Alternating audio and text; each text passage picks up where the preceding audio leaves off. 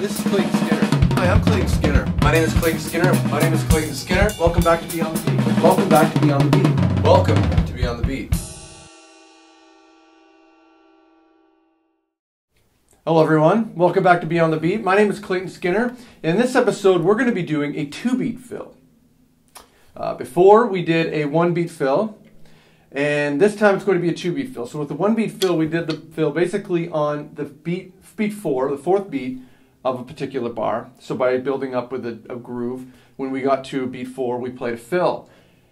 In this episode, we're going to start the fill on beat 3. So we're going to be doing half of a bar of just fill. So the first half will be beat, second half will be fill. Let's get going.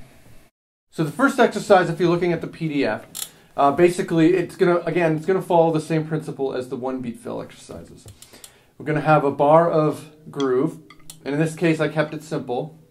And in the second bar, we're only gonna be playing the groove, the same groove as we did before, for half of a bar, and in the second half of the bar is going to be the fill. So starting on beat 3, you're going to be playing a fill. So the first exercise, you'll actually see just a run of 16th notes, starting with 3 E-enda, 4 E-enda. So keep running that so that you get that pattern in your head. Because again, it's very important that you understand when to start the fill and when to end the fill. And take into account that, the 2-bar phrase is just simply just for exercise purposes. You can actually practice it using 4 bars, 3 bars a beat, and the 4th bar is the half-bar fill, or 7 bars a beat, the 8th bar is a half-bar fill. Anyway, it doesn't really matter. So just get used to playing the basic way. So I'm going to give you a demonstration of just the basic way of doing it.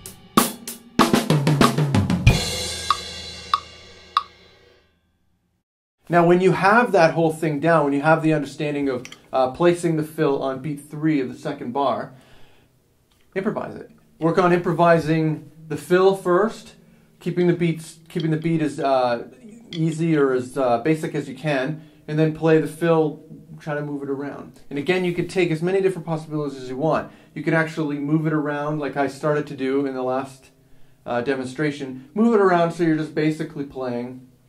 Or you could play it linearly, which I'm about to demonstrate to you. You could do it as many different ways as you can. All you got to do, the whole emphasis of this is to just make sure that you play the rhythms. So if it's a 16th note run, just play 16th notes, but try to fill every 16th note with something. You can do whatever you want, try to come up with something cool. So I'll just give you a demonstration of me improvising. I'm going to improvise the beat and I'm going to improvise the fill. So just listen to what I do and figure some stuff out for yourself.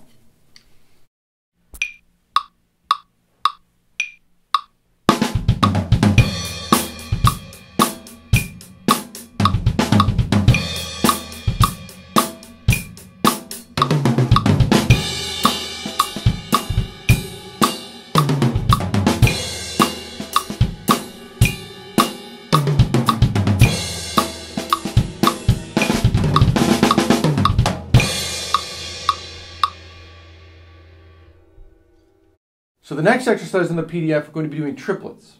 So look at it the same way as you looked at the last exercise.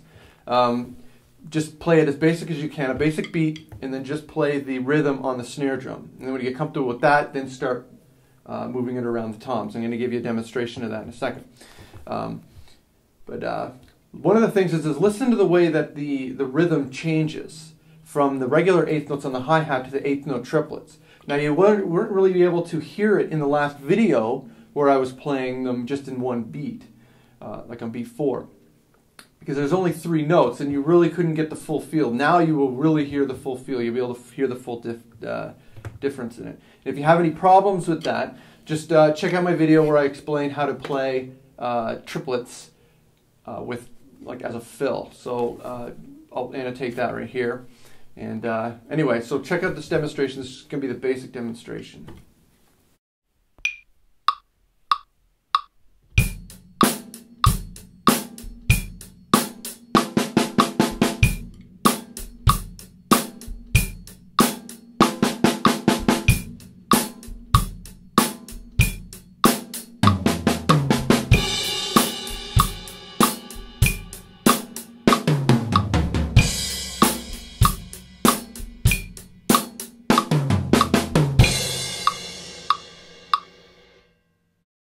So now let's work on improvising these patterns.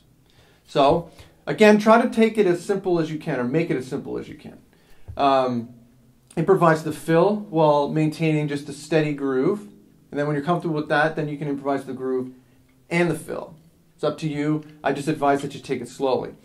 Now, unlike the last video where we were doing the triplets, starting it on beat 4, when you're playing a set of triplets, 1 into 2 into 3 into 4, it's best to actually start the fill with the left hand so that you end with the cymbal on the right. And I also instructed you to start the fill with your right hand so that you end it with your left, because it's good practice to be able to figure out both ways.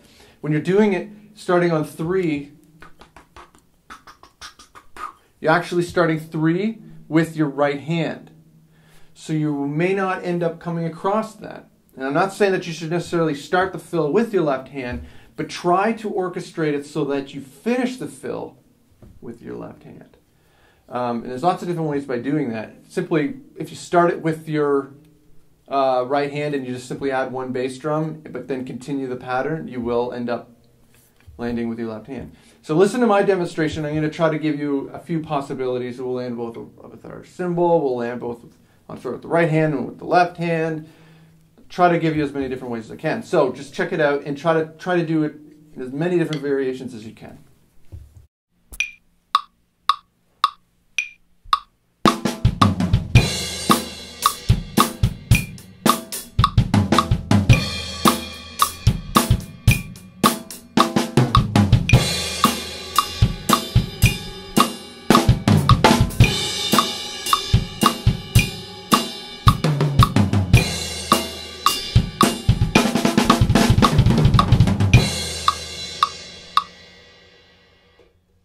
So now we're going to be doing eighth notes.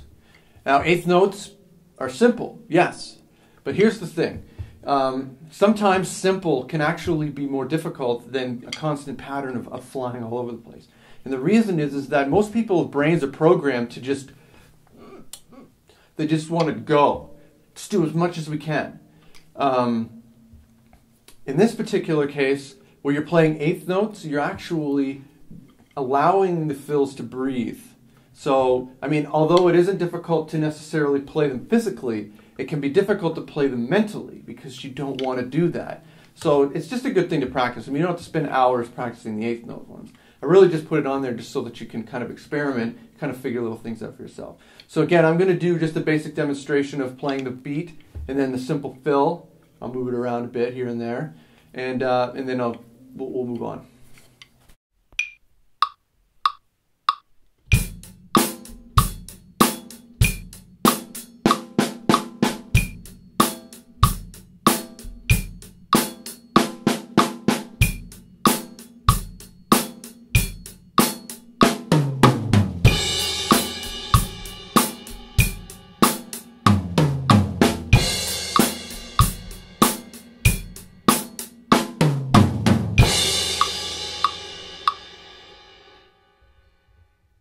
Okay, so same thing as before, but now we're going to start adding our feet.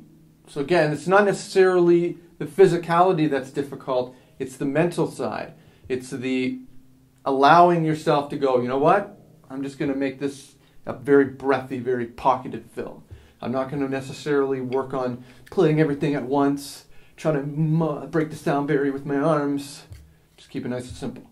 So here, I'll demonstration of just keeping it nice and simple. I'm going to try to incorporate as many different limbs as I can, cymbals. Have some fun with it.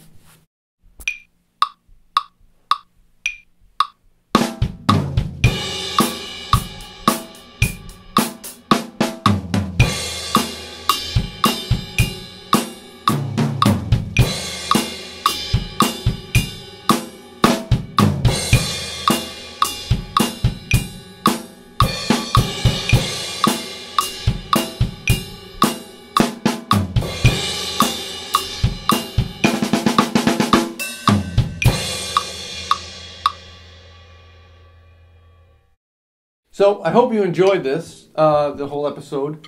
And again, this is all just for exercise purposes. And a lot of the times by doing stuff like this, you know, you can develop a neat little toolbox of little fills that you could come across and you build that muscle memory up. Suddenly you're just throwing these things out there, and it gets pretty wild and crazy. So anyway, hope you enjoyed the episode. If you have any comments, questions, concerns, annoyances, just email me. You can get a hold of me through the contact section at claytonskinner.com. You can do it right here on YouTube, again, Facebook, Twitter, whatever way you want. Hope you enjoyed the episode. Hope to hear from you. See you next time. Oh, and use the metronome.